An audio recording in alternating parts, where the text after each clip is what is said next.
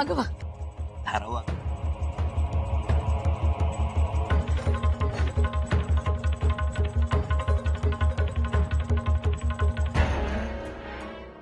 जरा दम धरा.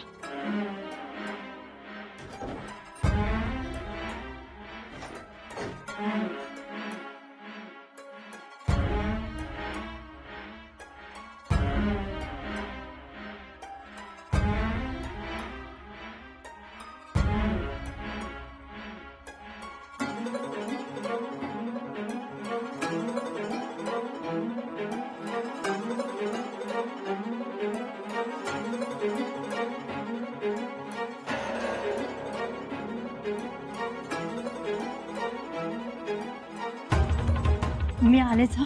पोरीला आई शिरकाईचा अंगारा लावून येते. जी जी जी.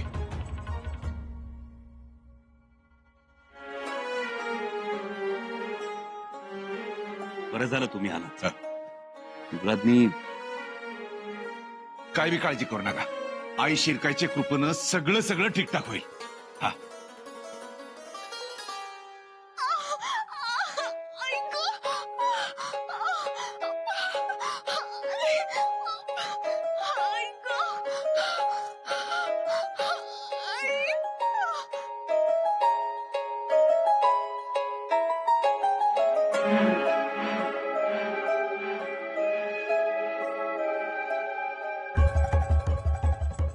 जावय बापू, नका काळजी करू.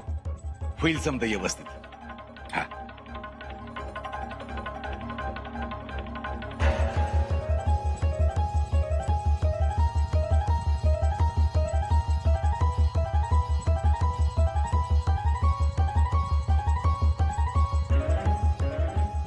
जावय बापू, तुम्ही युवराज आहेत. लोक तुम्हाला छावा बी म्हणतात, पण आज तुमच्या बापाचं काळीत जाग झालंय.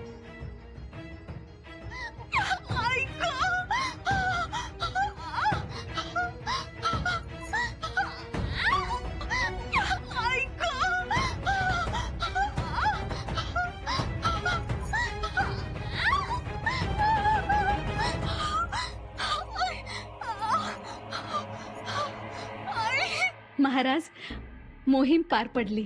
तुम्ही परत आलात. सगळं आमच्या मनासारखं झालं. आता शंभूराजांना आणि सुनबाईंना माघारी बोलावून घ्या. तुम्ही केलेला दिग्विजय रायगडी साजरा झाला. आतषबाजी रोषणाई झाली. मावळ मुलखात रयतेच्या पंक्तीच्या पंक्ती उठल्या. सारा रायगड कसा आनंदानं न्हावून निघाला होता. परंतु आमचं लेकरू आणि सुनबाई मात्र नव्हत्या. ती दोघं असती तर किती साजरं दिसलं असतं ना. आम्हाला हे तेच वाटत होतं, परंतु. आणि मग गैरसमज वाढतात.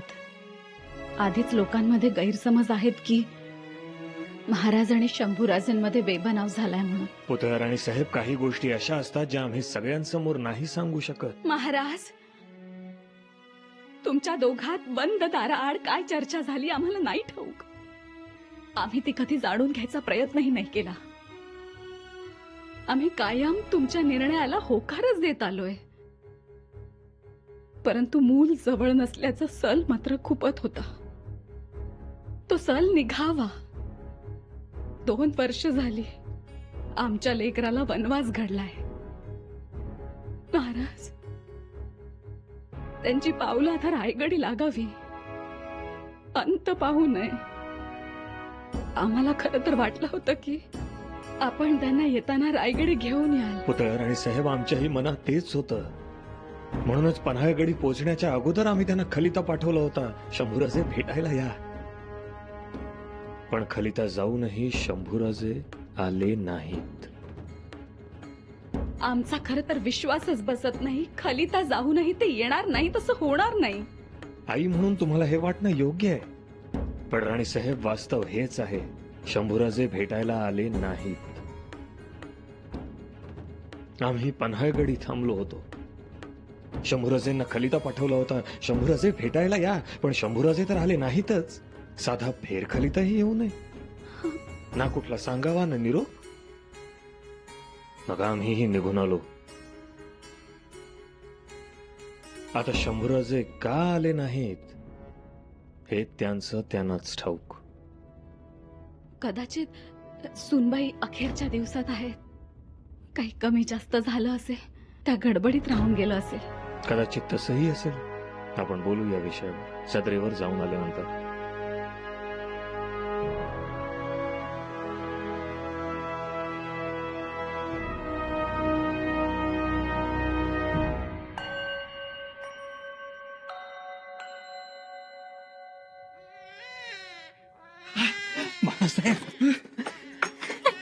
जिलबी जिलबी जिलबी अव लेक आले जन्माला. आई भवानी युवराज बाळ बाळंतीन सुखरूप आहेत. कसली बी काळजी नाही बघा. आणि बाळ तर रॉपशाचं रॉपश आहे. अगदी बाळसदार. अय शाबाश. ए चला जा पिलख्याला जाणं काढा हत्ती बाहेर. होय चढवा झूल हवता आणि साखरेचं पोतं. आज शृंगारपुरात आम्ही साखर वाटणार. हट? हे पिलाजीराव आजोबा झाला हे उभ्या पंचकुशाला कळालं पाहिजेत. मामासाहेब जावय बापू आता आम्ही थांबत नाही. अहो शृंगारपुरात घराघरावर गुढी भरली जाईल. आम्ही वेशीवर जाऊ आणि तोरण बांधू, कमानी उभ्या करू. कमानी कशा पायी? हो महाराज येतील. हा? मग अहो नाच झाली म्हटल्यावर महाराज काय रायगडावर थांबतेल होय? अहो नुसती खबर कळली तर निघाला महाराजांचा घोडा. नाही पण मामासाहेब आबासाहेबांच्या पाठीमागे एवढे व्याप. अहो व्याप बीप काम धंदा समजा एका बाजूला आणि नातवंडाविषयीचं कौतुक एका बाजूला. होय अहो साधा सेवक असू देत नाही तर छत्रपती, सगळ्यांसाठी माया ही सारखीच. बर मी निघतो. मला तयारी करायची आहे. पहिल्यांदा महाराजांना खरिता पाठवतो. अगं खलिता, हे युवराजांकडून उत्तरादाखल आलेले खलिते आपणच वाचून पाहावेत. आजपर्यंत स्वराज्यात अशी उद्धट आणि उर्मट भाषा मंत्रिमंडळास कोणीही वापरलेली नाही. हा खलिता सारा वसुलीच्या संदर्भात आहे. जी महाराज, दुष्काळाच्या नावाखाली युवराजांनी शेतकऱ्यांना सारा माफी केली, काहींना अर्धा सारा माफ केला आणि हे सारं परस्पर केलं. परवानगीही नाही. आणि आम्ही खुलासा मागितला तर रायगडास खुलासा देण्यास आम्ही बांधील नाही असा खलिता त्यांनी पाठवला. क्षमा असावी महाराज. या जबाबानंतर आम्ही चौकशीचे आदेश दिले, जप्तीचे आदेश दिले.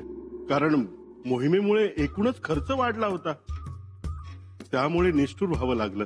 मग त्यांना गडावर का नाही बोलवलं? बोलावलं पण ते आलेच नाही.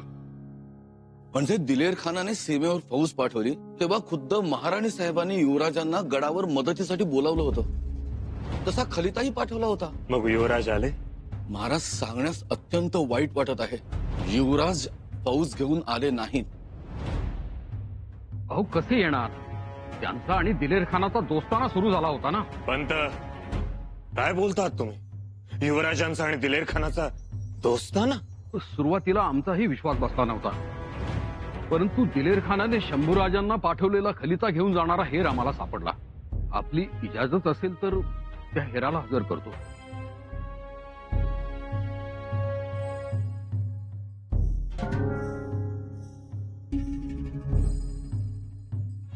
महाराज माफी दे दो, फिर कोई गलत काम नहीं करूंगा महाराज. त्याच्याकडून जप्त केलेला हा खलिता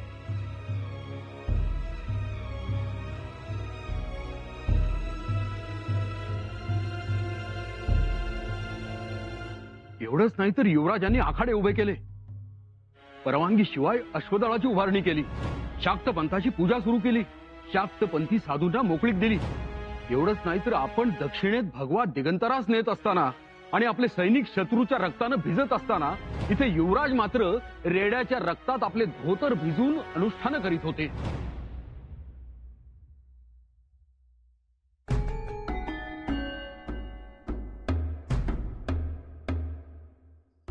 एक वेळ तेही क्षम्य, परंतु सत्ता प्राप्तीसाठी युवराजांनी कलशाभिषेक करून घेतला. महाराज क्षमा असावी. कलशाभिषेक म्हणजे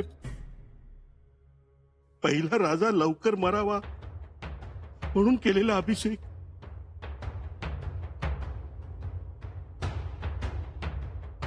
महाराज क्षमा असावी. पण आम्ही हे नाही सहन करू शकत. महाराज, आम्हाला एक महाराज सोडून आणखी काहीही नको. महाराज, आपण नाही तर काही नाही, आणि आम्हाला ही गोष्ट सहन होणारी नाही. आम्हालाही युवराज या थराला जातील असं वाटलं नव्हतं.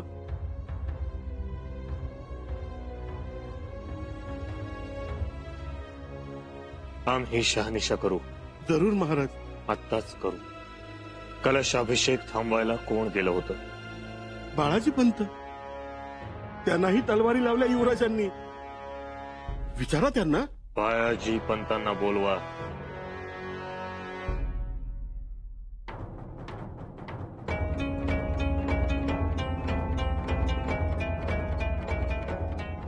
महाराज. चिटणीस, कलशाभिषेक थांबवायला तुम्ही गेला होतात. आम्हाला फक्त हो किंवा नाही मध्ये उत्तर हवंय. कलशाभिषेक थांबवायला तुम्ही गेला होतात? हो. तिथे तुमच्या मानेवर तलवारी ठेवल्या गेल्या? हो.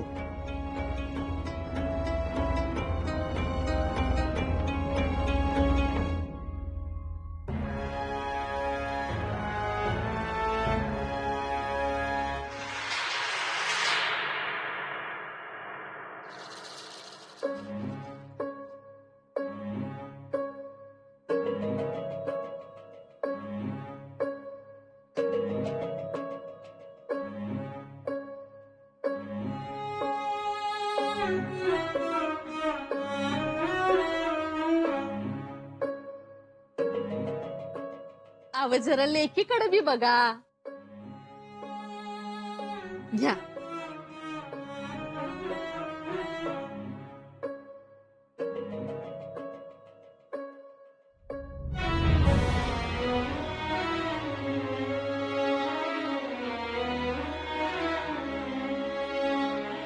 गोंडस आहे.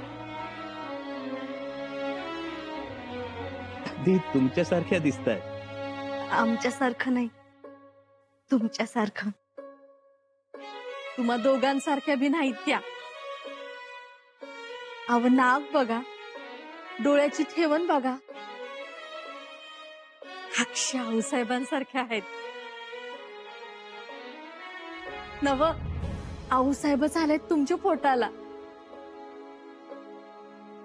हो ग, आऊसाहेबांसारखाच तोंडावळा आहे.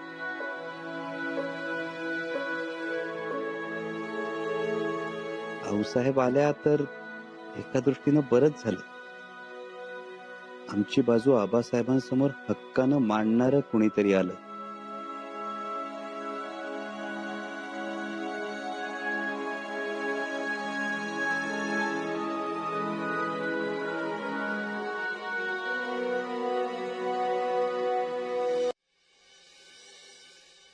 आणि आम्ही खुलासा मागितला तर रायगडास खुलासा देण्यास आम्ही बांधील नाही असा खलिता त्यांनी पाठवला. शाक्त पंथाची पूजा सुरू केली. शाक्त पंथी साधूंना मोकळीक दिली. त्यांचा आणि दिलेर खानाचा दोस्ताना सुरू झाला होता ना. कलशाभिषेक म्हणजे पहिला राजा लवकर मरावा म्हणून केलेला अभिषेक. खलिता पाठवूनही शंभूराजे भेटीस का आले नाही? काय झालं असेल? खरं तर त्याने तातडीनं यायला हवं होतं. मग आले का नाही? साधं उत्तरही पाठवलं नाही त्याने. आणि त्यानंतर आजपर्यंत खुलासाही केला नाही.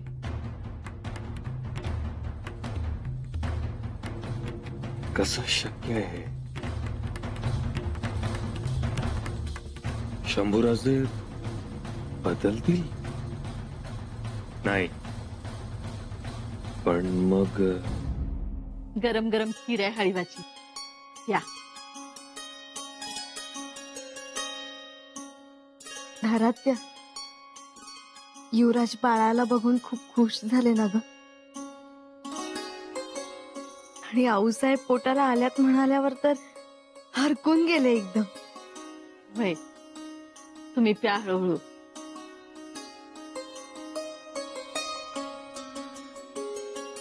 आबासाहेबांची भेट झाली नाही हे खूप मनाला लावून घेतलंय त्यांनी. आता हाय का, जीवाला लावून घेत्याल नाही तर काय.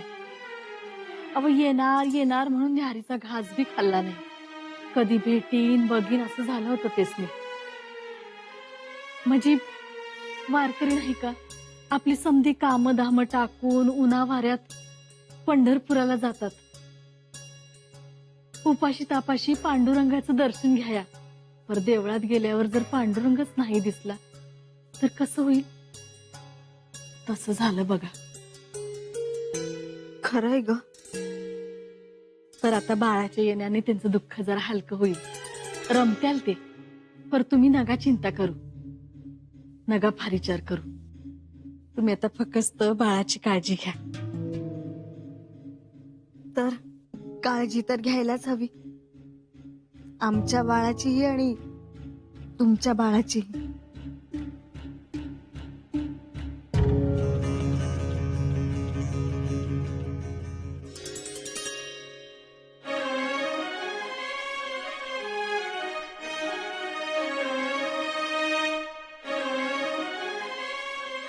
महाराज,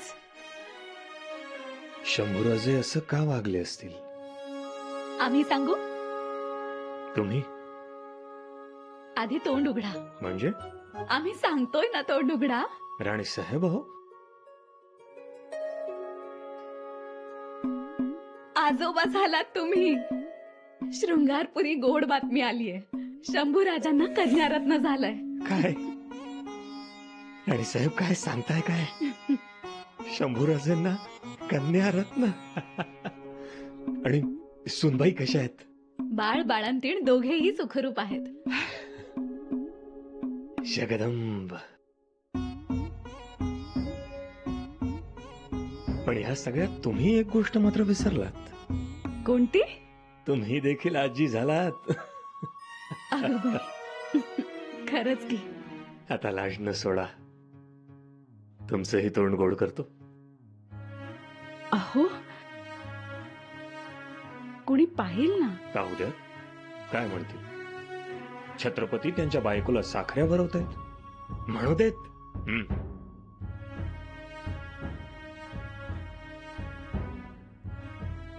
असा डाव साधाल असं स्वप्नात देखील वाटलं नव्हतं आम्हाला. पण खरंच राणी साहेब, काही ना काही ऐकून कडवटपणा आला होता. पण या गोष्टीने मात्र खरंच तोंड गोड झालं. आता आपल्याला बाळंत विडा घेऊन शृंगारपुरी जावं लागेल. तुम्ही आजोबा म्हणून सूनबाईंसाठी भेटवस्तू घेऊन जावी लागेल. ख्याली खुशाली तिथे जाऊन विचारावी लागेल आपल्याला. उद्या निघायचं.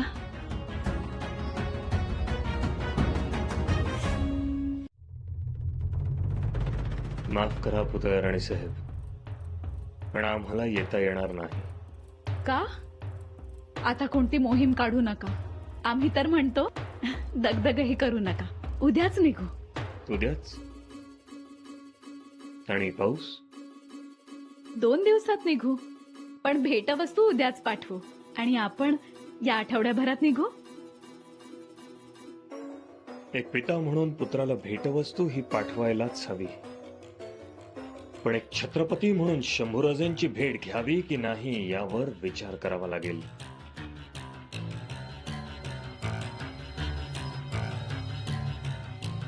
घरगुती गोष्टींमध्ये या गोष्टी कशाला आणताय? आल्यात. शंभूराजेंच्या विरोधात पुरावे आलेत. त्यांनी सगळ्यांनाच नाराज केलंय. तुम्ही नाराज झाला? आमच्या नाराजीचा प्रश्नच नाही. आम्ही स्वतः शृंगारपुरात जाऊन आलोय. त्यांनी असं काही वाईट केलेलं नाही. मग आम्ही खलिता पाठवला होता, का नाही आले भेटायला? खलिताला उत्तर देखील नाही. एवढा मोठा आनंद झालाय आणि तुम्ही शंका घेताय. आल्यापासून आम्ही ऐकतोय खलिता पाठवूनही आले नाहीत, खलिता पाठवूनही आले नाहीत. पण शंभू राजांना खलिता पोहोचलाय की नाही ह्याची शहानिशा केलीये तुम्ही. आम्ही तर तुम्हाला विनंती करतो की एक विश्वासू माणूस तरी पाठवा शृंगारपुरी. ठीक. पाऊस कमी झाला की आम्ही एखादा माणूस पाठवू शृंगारपुरी. आता कोकणातल्या सगळ्या नद्या भरून वाहत आहेत. माहितीये आम्हाला. पण तुम्हाला कोणी रोखू शकतं? वादळ वारा पाऊस कोणी रोखू शकतं तुम्हाला? तत्व आम्हाला रोखतात. म्हणजे यापुढे या सगळ्या गोष्टींची जोपर्यंत शहानिशा होत नाही तोपर्यंत आम्हाला आग्रह करू नये. छत्रपती म्हणून आम्हालाही मर्यादा आहेत.